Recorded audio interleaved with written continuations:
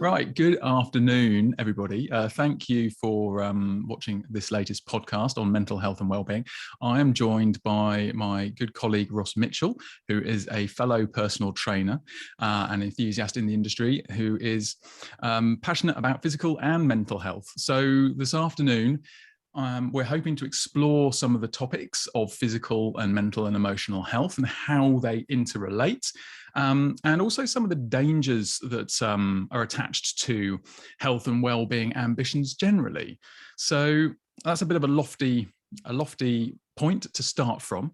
So Ross, do you want to just start by just sharing a little bit about yourself and your background maybe, and how perhaps you sort of got interested in the mental health aspect of physical training? Okay, so Lauren, well, I sort of started off at a fairly young age being in sports and those kind of things, and again getting into like competition. And for me as a person, I've always found that is something that drives me quite a lot. I'm very competition driven, very focused on the sort of the numbers and those things. And the more I got into it, from the positive side of things of what it gave me in terms of confidence, sense of self and all the rest of it, there was a lot of like a shadow that came with it as well.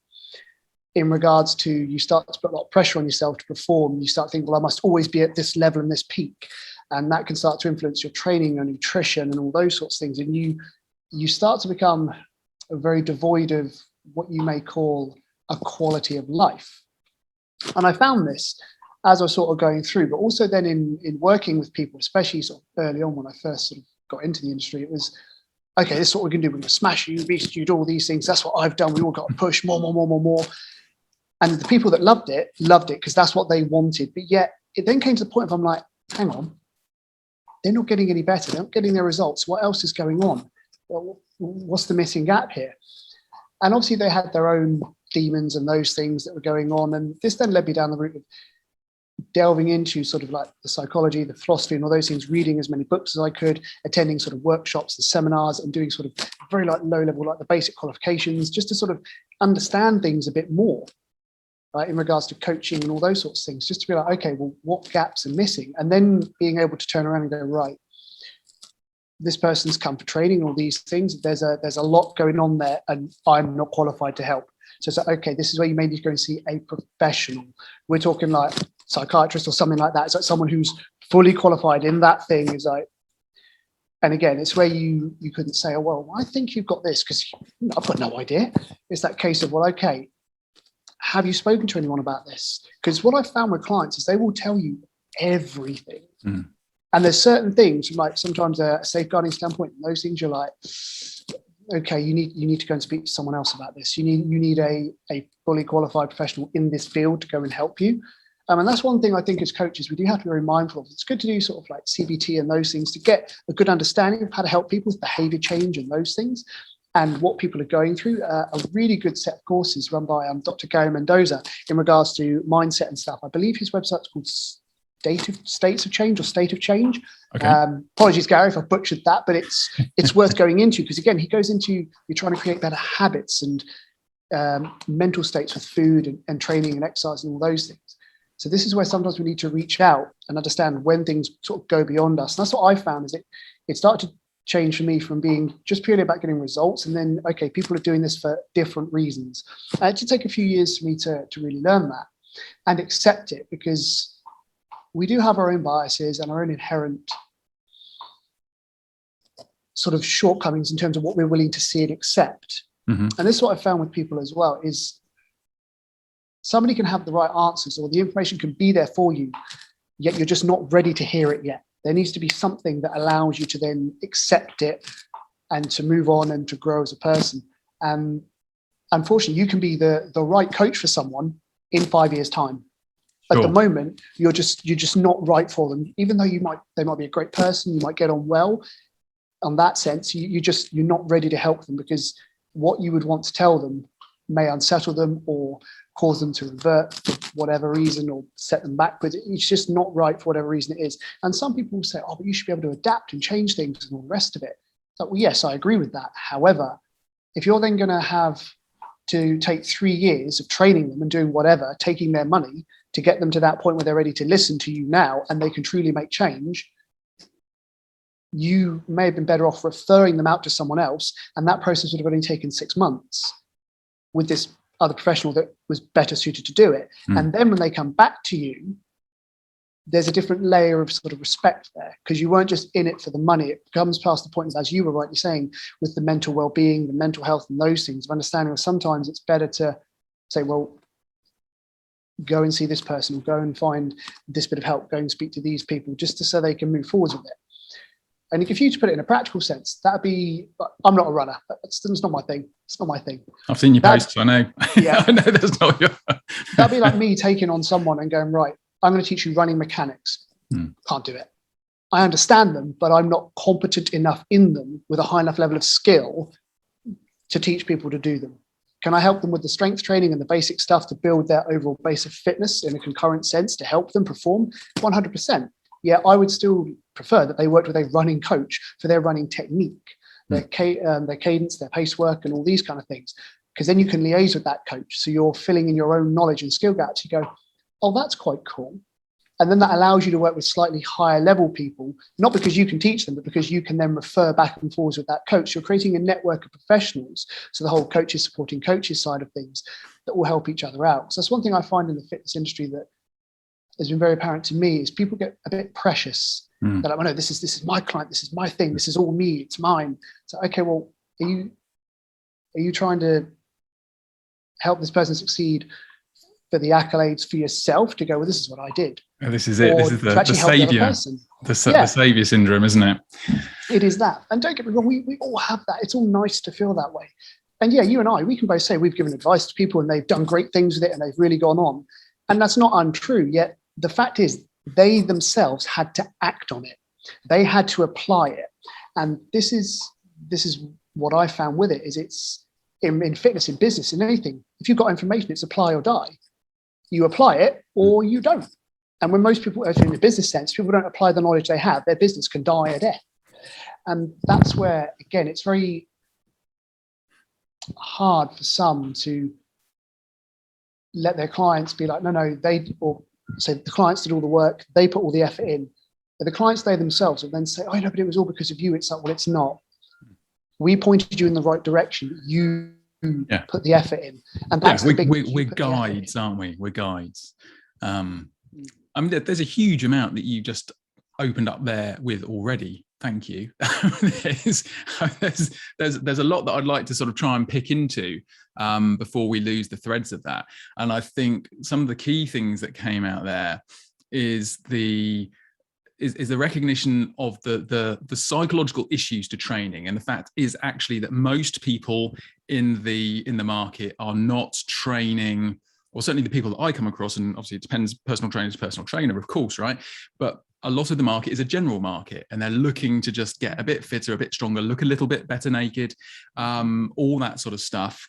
And that is very relatively small amount to do with the actual what they do, but far more about the application of how they do it and the psychology attached to that. And as you rightly say, and my demographic is largely an older population and a struggling population. I work with people who have all sorts of interesting medical challenges that kind of make it difficult for them to exercise in a more conventional way. But that was really what attracted me to the psychological aspect of what I do. And whether you're working with someone who's obese, or whether you're working with someone who is just a sort of a self-professed procrastinating couch potato, or even, you know, the middle-aged office worker who just really can't feel that they can get it together. It's not telling them how to do a push-up or a sit-up. That's not the key. That's not the key component to the puzzle, is it? Right? No. It is absolutely helping them understand the key aspects of their mind. And yeah, that for me is a really key, fascinating part of the thing.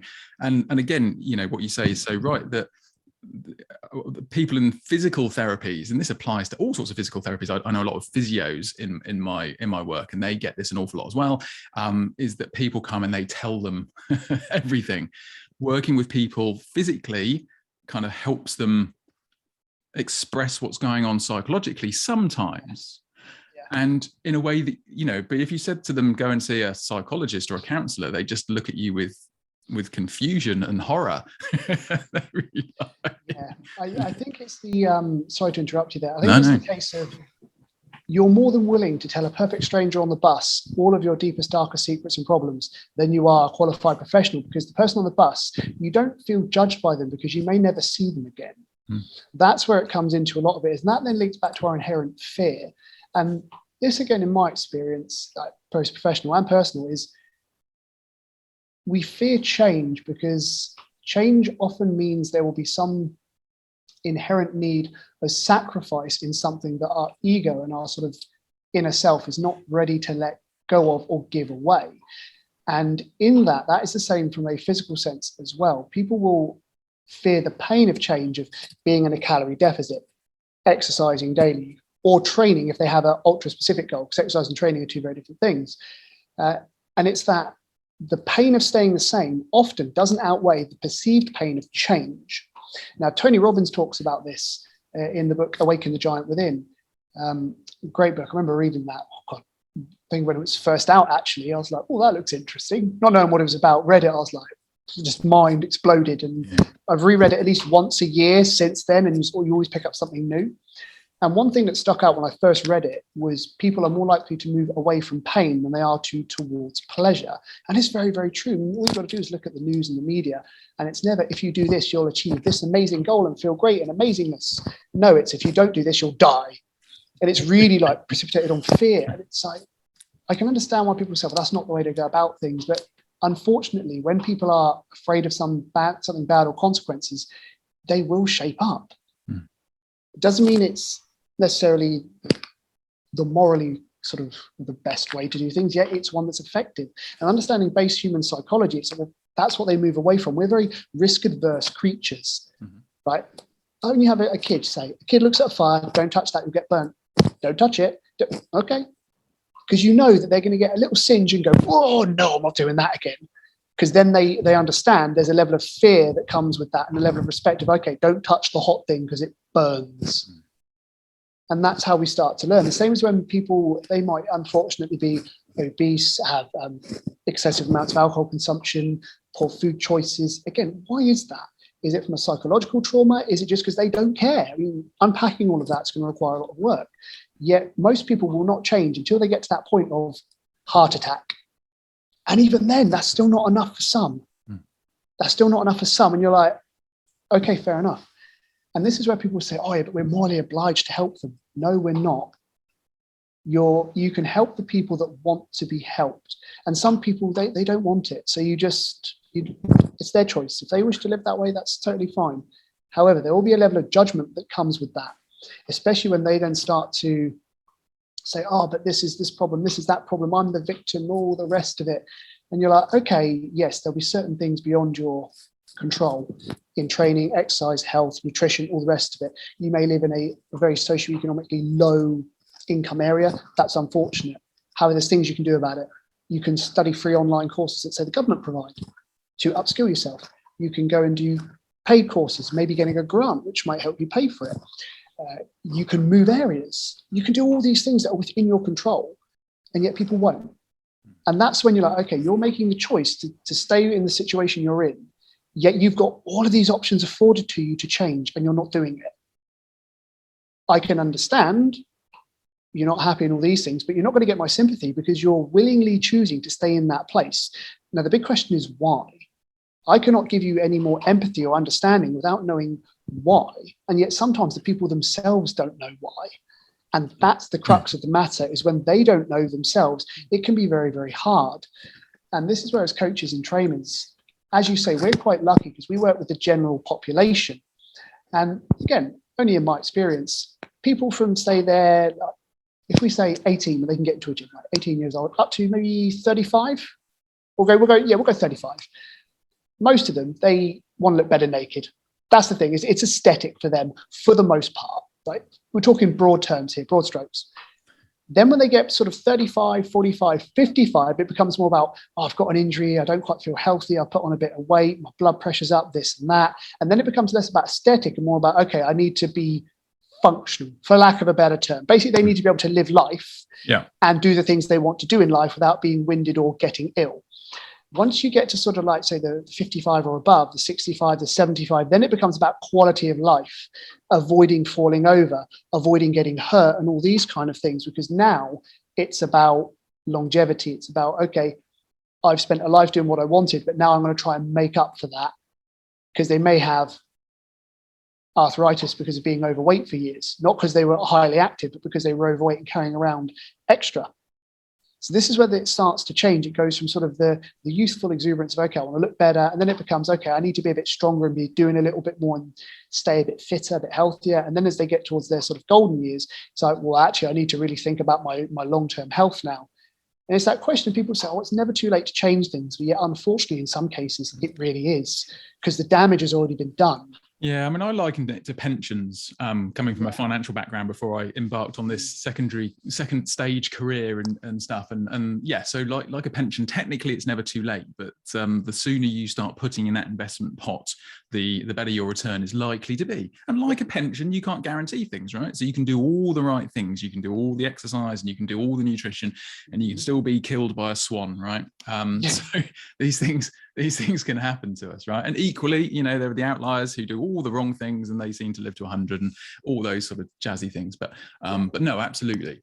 And again, I think, this comes down to our emotional relationship with ourselves, and the phases I think you've pointed out there show the very different sort of emotional phases of our lives and what's important to us when we're younger, and that's striking out, attracting a partner, whatever that looks like to us. And then in the middling years we start to maybe have a more stable base of things, and so our priorities, our emotional needs and drives change, and so on and so forth through the curve as we get older and we get more concerned about health and well-being and things like that. And I think to touch on the points you've raised about people having the knowledge, and I think most people know that they probably should be eating healthier foods and probably moving a little bit more, but it is absolutely this emotional element and understanding. And you can give people all the facts, but it shows how powerfully attached to our emotional drivers, our emotional side that we are, that you can give them all that, and like you say, they can have the heart attack and it's not enough to shake their emotional foundation to the core and make it deviate course and move on a path. And again, you say, you're absolutely right, you can't make anybody change, and that's the thing. You can provide people the information, and you can try and find the optimal levels of support that people need, and this is where people like Tony Robbins are really interesting in how they sort of identify people's and I think it was the video that you kind of shared with me recently. I think it was the key log structure. The one thing that you remove, the keystone, the key log, and then everything else collapses. And people like Tony Robbins are very good at identifying those things for people. So they kind of demolish that emotional landscape so that it can be rebuilt. And I'm not saying that that's what we need to do with all our clients, but it's helping them on that journey to do that. And it's such, it's just the foundational challenge, and it's the one that I face with my emotional and mental health clients as well as the physical ones, is it's identifying that linchpin that really motivates them, and that is individual, and it is connecting with that emotional side to make it happen. And that's the big thing. I mean, when we look at so if you look at Maslow's hierarchy of needs and like how things go through in that, and obviously the base of, as everyone knows, is now Wi-Fi. You need to have that. It really is. It really is. When you look at that, as it goes up through them, you notice it starts off with our base needs, our animalistic needs of, food, shelter, and all those kind of things, and community or tribalism, however you want to say it. And then it gets more into what you might call like the spiritual, the self-actualization kind of things, right at the very top.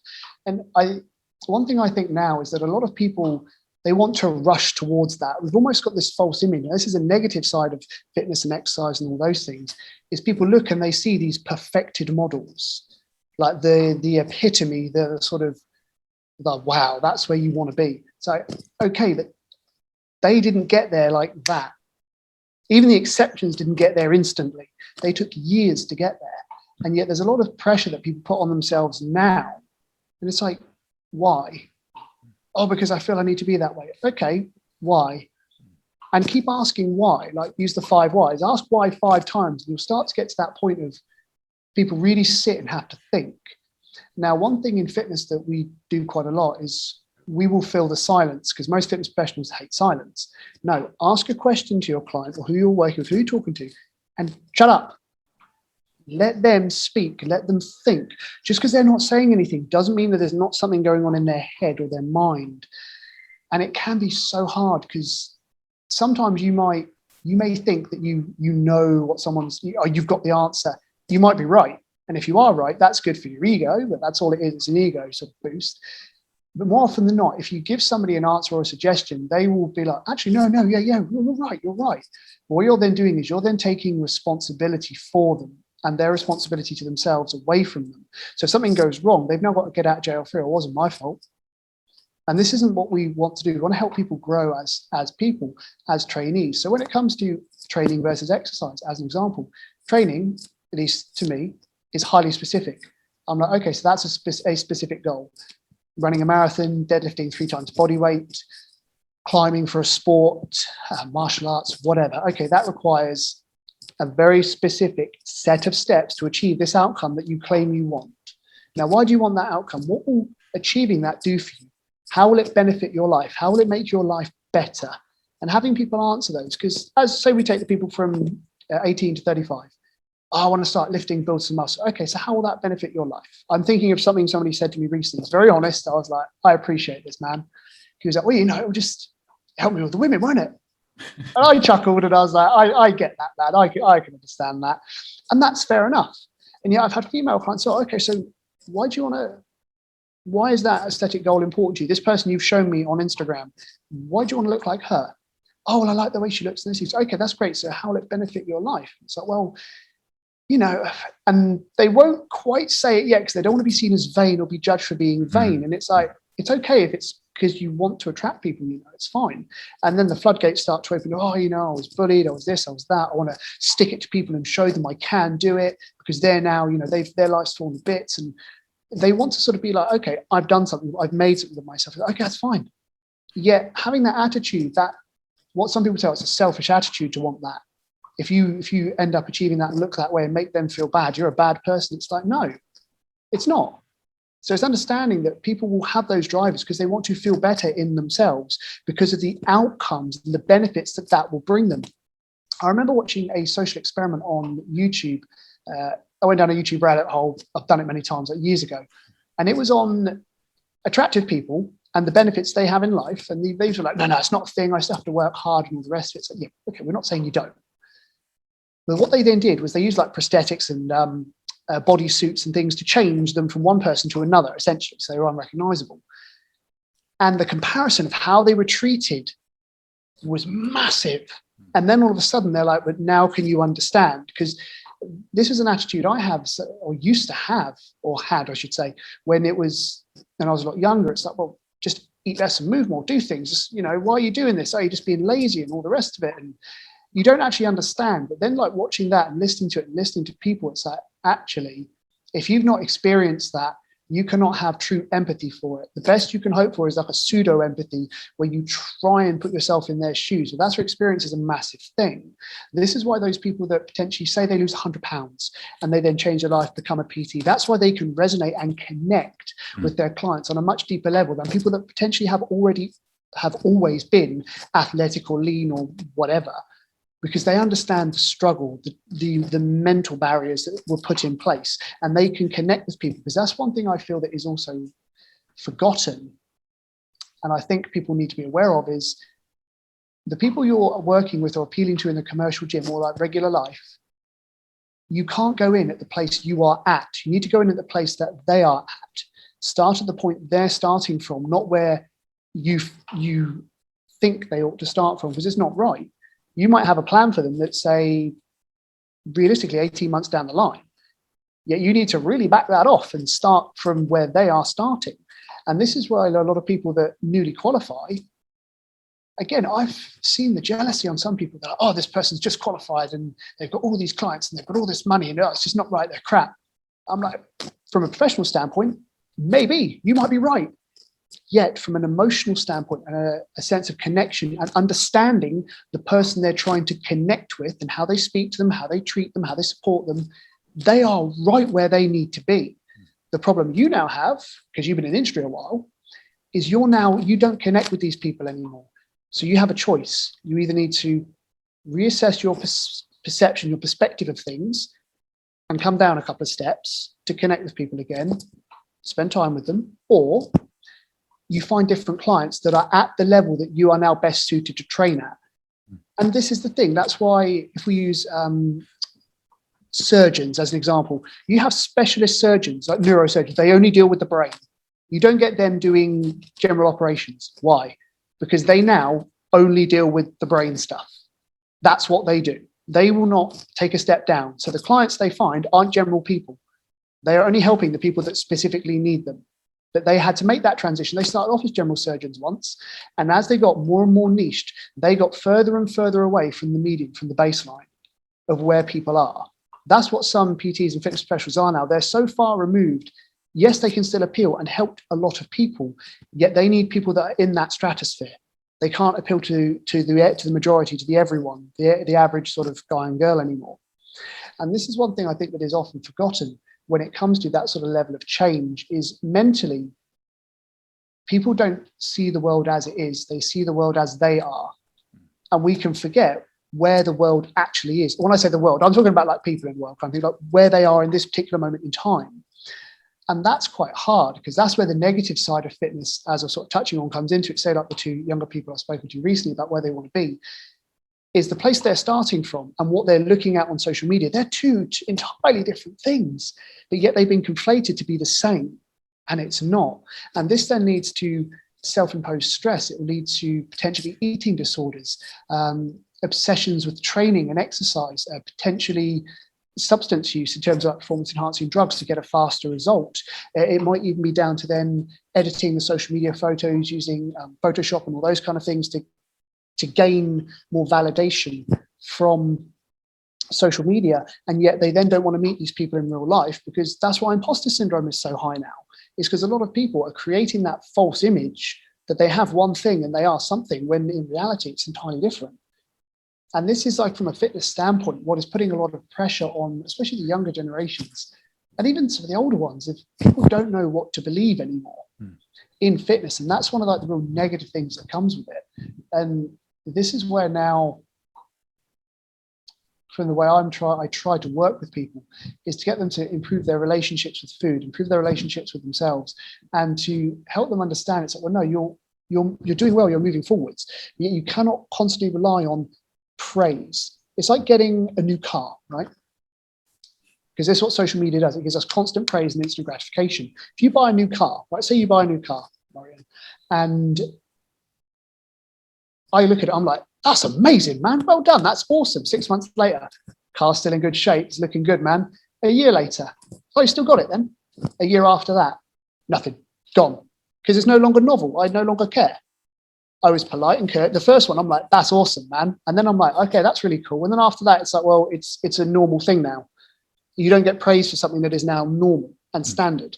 And that's what social media does to people, is they can constantly get those hits of, oh, this is amazing, it's great, it's amazing, it's great, it's amazing, it's great. But in the real world, it doesn't work that way. You do something, you get praise initially, well done. Then you get a bit, okay, you're doing well, you're sustaining it, great. And then after that, it's like, well, no, this is baseline. This is what we expect. The same as a job and a promotion. You get a new job, you take on loads more responsibility. You're doing really well, you're nailing it. 3 months down the line, oh, you're doing excellent. 6 months down the line, what do you want? That's your job. You're supposed to be doing that. And this is where I think we have become disconnected, is people want constant praise and validation for stuff they ought to be doing. In the initial days, yes, you'll get that support 100%. Yet there comes a point where it's like, come on now. Well, this is about the sort of the shift between internal and external locus of motivation, isn't it? Right. And the fact that we need really to find internal locus of motivation. And that's I think from my perspective, the only place that you'll find true satisfaction is from an internal locus of motivation. And that's almost like an authentic sense. External motivations are absolutely beneficial sometimes. So I'm not discounting them. They're not useless and flawed. But if you're only relying on external motivations for your for your well-being, for your motivation, then that's where you get lost into the Instagram cycle and the social media stuff and the praise that you need. And that will never ultimately make you happy, because not long term, right? Because it's the novelty factor that you're talking about. I've got the new car. Well, I need another new car. I've got, I look good in this photo, but do I look as good in that photo? And then that becomes a very negative spiral. And I think that is absolutely that coupled with the idea that people can shortcut their way to physical and mental health, right? And I think this is more true for mental health than physical health. But yes, there is this kind of notion, and it's sold to them, right? Get your beach body in 6 weeks and all this nonsense, right? And I think the nonsense, I mean, you have to do some serious work and probably take some serious chemicals, and it's not sustainable and it's not healthy, and you're not going to do it. You cannot transform your body in 6 weeks, right? It's years, right? It's years of dedication and devotion, and people don't want to do that. But it's more of a problem, in my experience, more of a problem in the mental health side of things, right? We recognize to a point that we have to put some effort in to change our bodies. We seem to just ignore that we need to apply consistent efforts to our mental state to preserve our minds. And we have this really ridiculous concept that we can read a book and understand it, and then that will mean that it's fixed. So that understanding something intellectually is sufficient. And I like to use football as an analogy. Not that I'm a footballer, but I like to use it as an analogy. You can read all the books on football you like. It's not going to improve your game on football if you don't play football. Right? You've got to apply the skills. And and it doesn't. You can read all the books on bodybuilding you like, but if you don't lift any weights, you're never going to change your body. Right? How many people have got pumping iron in their library? If you're in the fitness world, right? But if you don't read it, this is the point you bring up, and this is where I find health and fitness exercise training, this is a benefit from it, is that it can literally help you create who you want to be. It can help you achieve a level of fulfillment in yourself because you've got the choice. People are like, I don't know who I am. Okay, as crass as this sounds, change it. Who do you want to be? Because then if they go, okay, this is who I'd want to be, brilliant. What behaviors do you think that person, that version of you, would do on a daily basis? How would that version of you act? How would they behave? How would they respond in situations? And then you can build the picture. They can start to then put this together in their mind. You go, right, okay, so now you've got all of these elements. You know the pathway. You know it. Yeah, you've got the ability to do it. You know where you need to go. You know how to get there.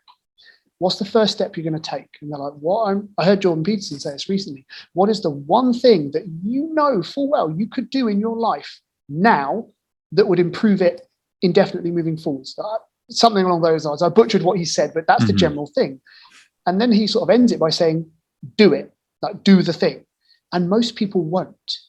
And I had this discussion before, is a lot of people, they're not necessarily scared of failure because we have a lot of safety nets built into where you can fail and people go, it's okay if you failed, it's not a problem.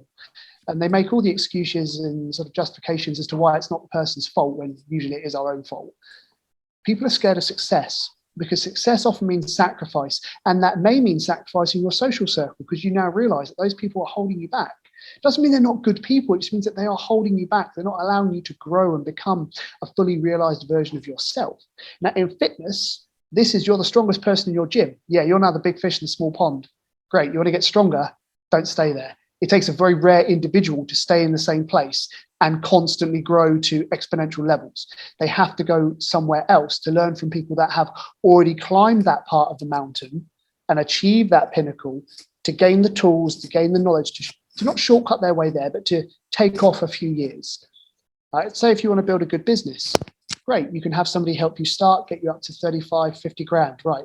Then from there, you find somebody that's now going to take you to 100 or 200 grand. Then from there, you take someone that's going to get you up to 500 grand or however much you got, silly numbers you want to earn.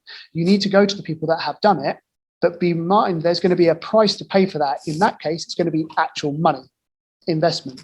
In terms of your physical health, that's going to be time, sweat, nutrition, sleep, all those things, not going out as much as you want, not drinking as much as you may wish to, picking and choosing the social events that mean something to you. If you wish to improve your mental health, that's going to be okay. this person is, I really want to have this person in my life, but they're not doing me any good. Therefore, I need to move on from them. And that might be a family member. It can be somebody you work with, like a colleague, a business sort of venture that you've run its course, but because you're now friends, you don't want to give it away because you feel that you'll then lose that friendship. But if that's the case, then you weren't friends. And this is where, again, everything comes with a degree of sacrifice. And the only reprieve we have in life is that we get to choose what that is, to truly help ourselves move forwards in that regard. Because this is when it comes to people saying, oh, I need to do what's best for me. I'm like, that's fair enough. But are you really doing it in regards to what's best for you physically, mentally, however you want to describe it? Or are you doing what you think other people will perceive as being the best? You're still very externally motivated, because it takes a lot to truly be an individual. And this is where the sort of, you have all the yogis that talk about, I think it's like prana and those things, where you're trying to achieve that state of enlightenment and those things. And then it comes to accepting what is the moment that you're in, not dwelling on the past, but learning from it, not being anxious of the future or trying to rush towards it, but accepting there'll be certain behaviors that you have to adopt to get there, and just generally being a bit more mindful of things. And that's where, again, then training can become fun, because you start to enjoy the process of training, and not only what it gives you from a physical sense, because yes, we train for physical reasons for the most part. If you are, say, as an arbitrary weight number, I don't know, a stone lighter, it's only a stone, 14 pounds. What's 14 pounds, right? Not much. But yet to a person, that could improve their confidence. It could maybe bring them down a jean size or a few inches on the waist. And to them, that is enough to completely change their perception of who they are. It doesn't matter what other people think of them, because they now have this better internal self-view. And then they can allow themselves to have that self-love and be like, okay, I like the fact that other people find me attractive, that other people pay me compliments. Yes, like that stuff. It's okay to like that stuff, but you then have to think, well, okay, if that's taken away from me, or it's not given to me anymore because people now see that as the norm, I'm still happy and content enough and have that consummate self-love to be like, well, yes, no, I'm in a good place. If I wish to be better, I have to adopt these behaviors. If I wish to keep going further, do I want to adopt those behaviors? What will I have to change to make that a reality? And those are all the questions that come into it. And that's then when it goes from being exercise towards more training, because it becomes more specific. Now, exercise, you can do exercise daily. Can you train daily? Probably not. So looking at kettlebells, I'm literally looking at a pair of kettlebells over in the corner. I can put somebody together a kettlebell training program where if they like training every day, because this is the important thing from a consistency standpoint, from a physical sort of health side of it. If people like training every day, and I say, but what's best is to train, 3 times out of every 5, or work on a 4-day a week. And they're like, oh, okay, great. Here's all the science behind it. But yet for them to stay consistent, they need to train or exercise every day. I'm like, okay, we can do kettlebells every day. We can play with the loading. So they might have a day where they use a 32 kilo bell for swings or whatever. Then the next day, it might just be movement, yoga flows, vinyasa, whatever. Then the day after that, it might be snatches with a 24. The day after that, it might be mobility work. Because for their consistency and their mental health as well, they need to do something every day. Other people, you're like, okay, we're training every day. Here's the science. It's great for you. It's brilliant for you. And they're like, nah, man, nah. I just want to train twice a week. So it's like, okay, if that's going to keep you consistent, cool, we can build something around that. And that's when it then comes into working with the individual, and you blend art and science together. And then there's the whole relationship with food, nutrition. It's like, right, some people genuinely love eating nutrient-dense foods. So if they're plant-based, it might be a plethora of vegetables every day. They love it. Others that are more omnivorous might like the lean meats, the fishes, and all these kind of things. Okay, brilliant. They love eating what most people say is clean foods, right? Or what we would say is nutrient-dense foods that are higher in sort of nutrients per bite, as opposed to energy-dense foods, higher in calories per bite. So we have to look at their relationship with food. Some people, right, I'm sure everyone's got this memory. You might have a memory of it. For me, it's chalk ice, because that is linked in with my grandmother. It was always the ice cream man turns up, have a chalk ice. It's always a chalk ice. It was never go to the ice cream man. Now have a chalk ice. There's chalk ice in the fridge. But over time, it sort of, there was that deep appreciation of it. And now when I have one, it's like, it's okay. There's all like 80 or 90 odd calories in one. It's nothing, but it's that thing of, there's then that emotional sense of, I'm like, it makes me remember her and those things. So there's certain foods that people have and certain smells and tastes and those things from the olfactory and the gustatory sort of side of us that link into very positive memories. The same is true for alcohol and those memories that you just smell it and you're like, oh, mine's like tequila. It's just no. Never again. It's brought near me and I'm like, oh God, I can feel the shakes coming on. It's horrid. So that's again how we link our emotions and these things to all sorts. So addressing people's emotional connection with food is important because there'll be certain things that they cannot give away. They need it in their life for whatever reason. And you're like, okay, that's okay. Is it optimal for their health? Well, maybe not. However, from the mental standpoint of consistency, they need it. And it's much better to have, okay, what's the minimal amount of this that they can have that keeps them consistent, keeps them mentally and emotionally level while still helping them progress. Yeah. Well, I mean, when I'm working with people, I kind of, I mean, and this is very Tony Robbins, right? But it's on that theme is that, you know, Tony says, you know, we don't care about things, we care about how they make us feel. Yes. And our food attachment is very strongly associated there. And I try and help people understand their emotional to any behavior, their emotional attachment to any behavior. Because again, it's the elephant of emotion, to quote Jonathan Haidt. It's the emotion of the food that's the issue. And until you address that, you can't give it up. Or it's like, oh, it's going to be virtually impossible. You know, a few people will do it through iron will alone. But unless the pain, as you know, to go back to an earlier point in it, is sufficient, you know, if you have another chalk ice, you're going to have a heart attack, you're going to die. If that generates enough pain to overwrite, you know, the fond memories of having chalk ice with your grandmother, then you got to win. But otherwise, until you identify what the emotion is and what you can replace, if there's something you can replace it with to give you the same feeling. Because that's the key thing, right? It's the feeling. We don't care about things. We care about how they make us feel. Don't care about exercise, food, you know, anything, right? It's how we feel about it. Yeah. That's the rub. Oh, yeah, 100% agree with that. And you are right. And that's the big thing. Same as in like marketing and writing and all those things. When you read certain things, certain copy and stuff, some of it you'll read and go, oh, okay, that's cool. And you just move on. And there's other things you read and you're like, oh, because it hits a nerve. And as you say, it's the feeling that it comes from it. I mean, this is, there's a tool that's used in sort of writing for those things, but it's the so what tool. So you write something out, because then it links in with features and benefits, basically. So the feature of this barbell, there's 100 kilos worth of weight. That's a feature. So what? So what's the benefit? Well, 100 kilos allows you to do progressive resistance training. It allows you to build strength, hypertrophy, those things. Okay, so what? There's another layer. Okay, well, so it's going to help you build muscle, which will improve your aesthetic look and make you more confident. Okay, so what? What if that's not the thing? It will make you stronger, so you're able to work more efficiently, to earn more money. Maybe that's for somebody. If not, so what? It will make you stronger so you can pick up your kids, even into your older years. Okay, now you might be onto something. And this is the thing. It's like if you're trying to have a niche of like weight loss or body recomposition, fat loss, whatever you'd like to call it, for weddings. People don't care about the loss. They want to care how they feel at the wedding day. So when you're looking to sell that, it's like how you would write it. And you could, depending on like the demographic you're appealing to, it would be the case of be the bride no one forgets. That sort of thing. Because then they're like, what does that mean?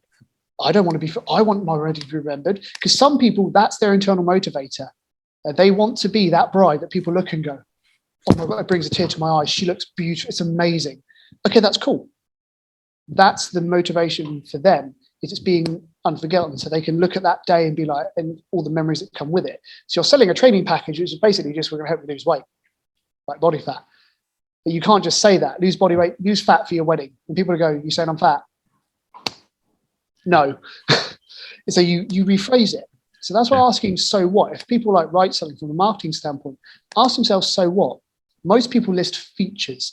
Now, a feature is what it does. A benefit is what it will do for you and how it will make you feel, how it will improve your life. And that's, as you're rightly saying about the emotional side of things with people, and in terms of habits, habits don't go away. You merely replace one with another. And there's a tool.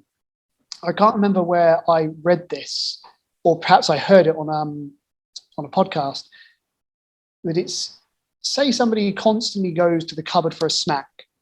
You can start off by having the snack at the back of the cupboard. So they have to make an effort to get it. And then eventually you take it out of the cupboard so it's not in the house. Then if they want it, they actually have to make a really big effort to go down the shop to get it.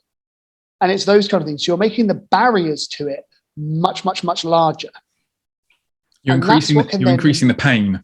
Yeah, and that's what can then not change the habit itself, but it can help it be replaced with a better or a more beneficial habit.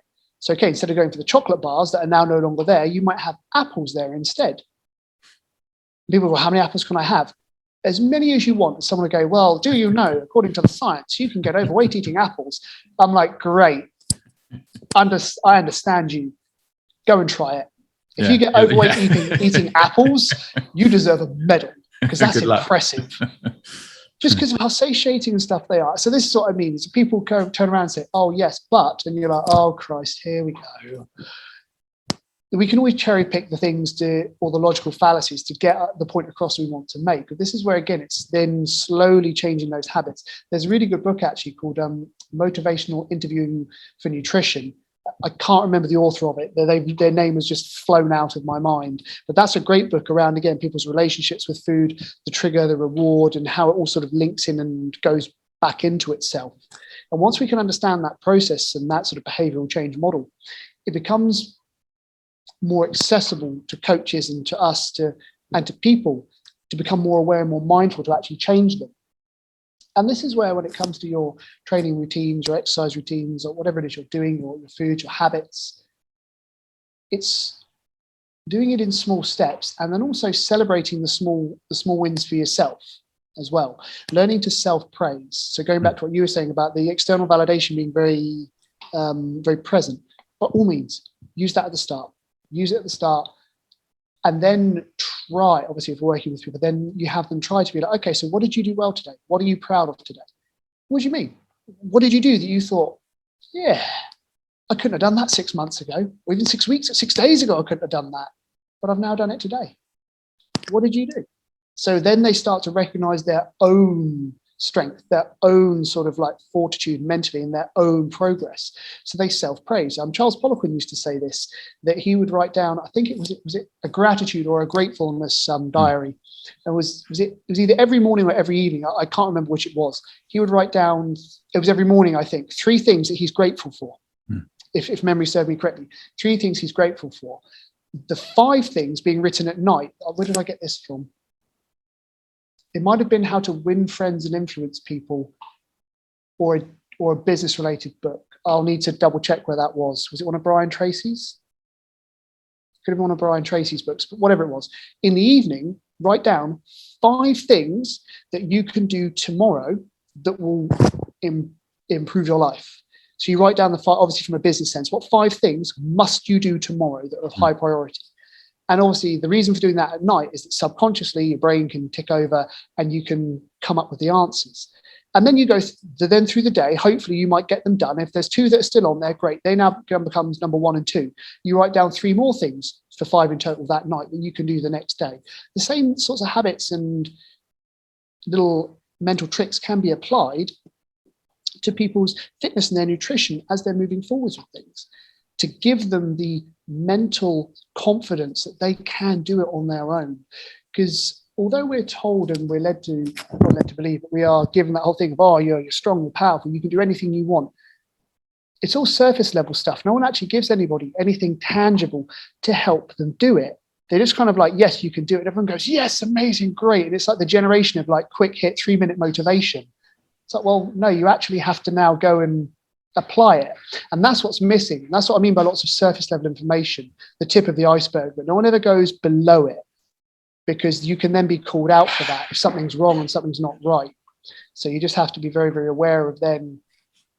Well, there will be blowback because there'll be people that disagree. But this is where we need to give those extra layers of information, those extra layers of try this, apply that, go and do this thing. Well done, you're doing great. What have you found about that's been a benefit? What have you found about that's really helped you? And get them to learn to self-praise. And then that becomes that sort of route towards self-actualization and all the rest of it. Again, there's a few things there, fantastic, to unpack a little bit further if possible. And one of them is the development of compassion for yourself and the idea of having a gratitude journal to remind yourself of the things that you've done well, because as we both know, the path to success is far from linear, and you can, you'll have good days or even weeks, and you'll have periods in there that are total disasters.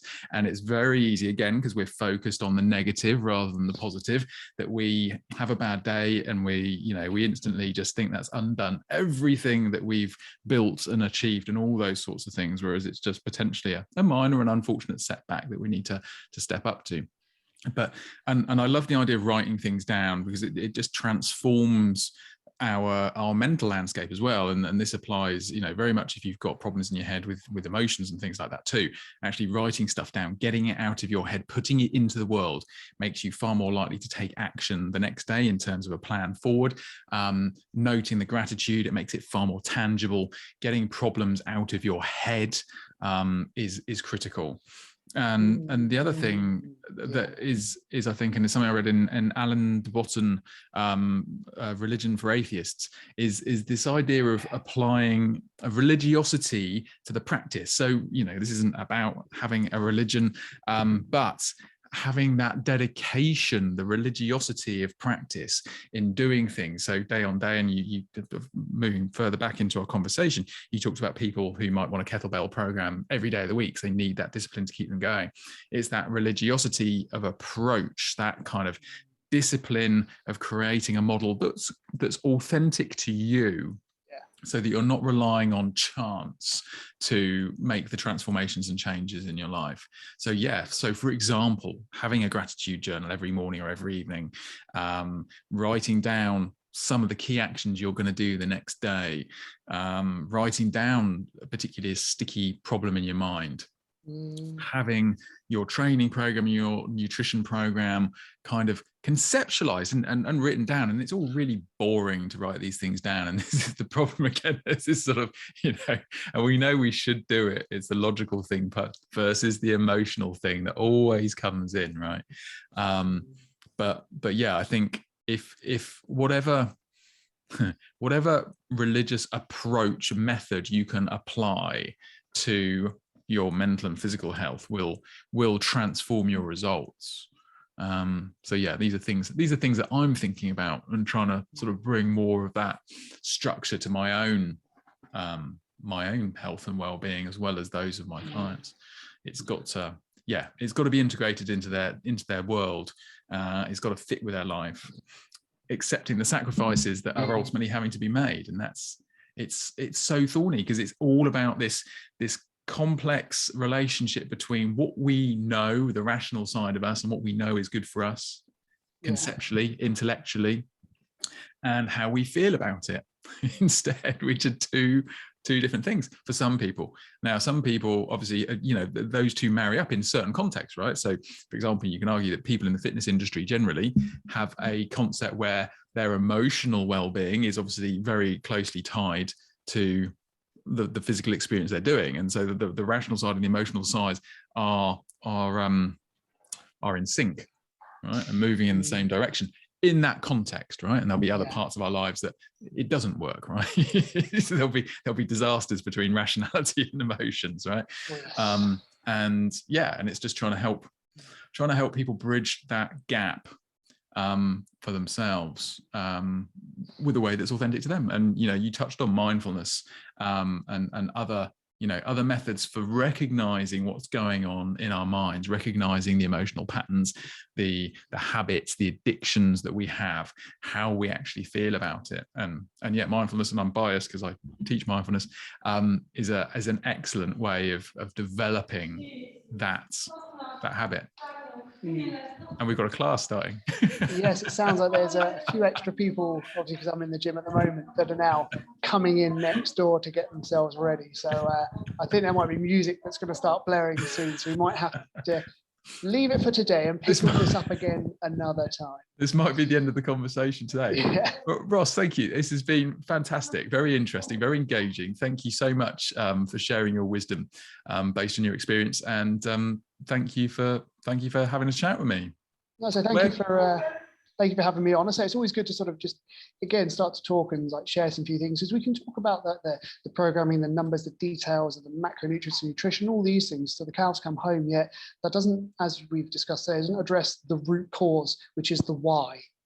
That's the big thing, and that usually means it's emotional. Emotions drive the bus. Ideally, if we can, we want to have our rational mind, our logic, being the one holding the map in an ideal world. Again, this is where we just have to work through it day by day and build up in our stages until we get there. But as I say, hopefully we'll be able to pick this up again on to the future conversation.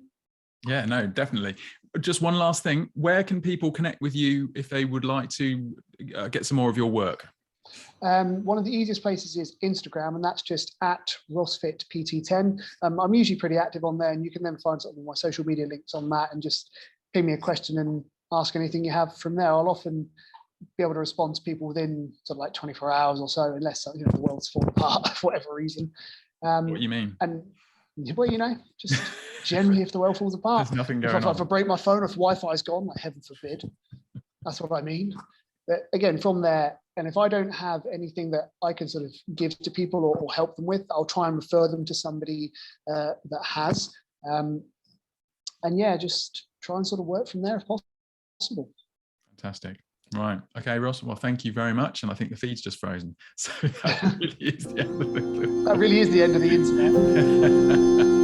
Right. Take care. Thanks very much. See you later on. Take care.